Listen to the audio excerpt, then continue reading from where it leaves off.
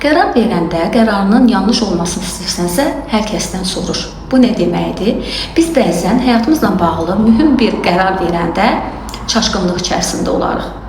Necə edəcəyimizi bilmərik və hər kəsdən məsləhət almağa çalışarıq. Doğru yolu tapmaq üçün, doğru qərar verə bilmək üçün.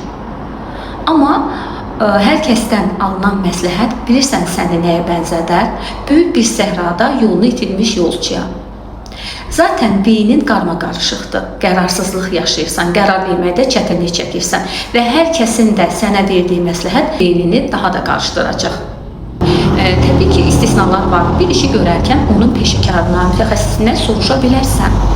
Amma yenə də sonda qərar verəcək insan sən özünsən.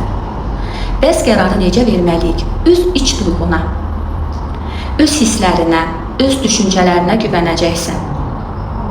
Yaşadıqlarını sən bilirsən. Səndə illərin təcrübəsi var. Keçirdiyin heç bir his boşuna deyil. Bu həyatda sənin nə yaşadıqlarını səndən başqa heç kim bilmir. Hansı əziyyətlər çəkdiyini, haralardan keçdiyini, nələr gördüyünü, nələr etdiyini bir sən bilirsən. Hansı hadisələr qarşısında necə reaksiya verəcəyini də sən bilirsən. Səni səndən yaxşı heç kim tanıya bilməz. Ona görə də öz iç səsinə güvənəcəksən ki, o zaman doğru yolu tapacaqsan, doğru qərarı verəcəksən. Olur. Mən sizi başa düşürəm. Bəlkə də bəziləriniz indi deyirsiniz ki, o qədər özüm qərar vermişəm ki, amma yanlış qərarlar vermişəm.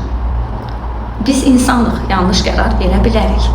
Amma bu demək deyil ki, bugün sən yanlış qərar vermisənsə, sabah da yanlış qərar verəcəksən. Əksinə, sabah sən bugünkündən daha təcrübəli olacaqsan.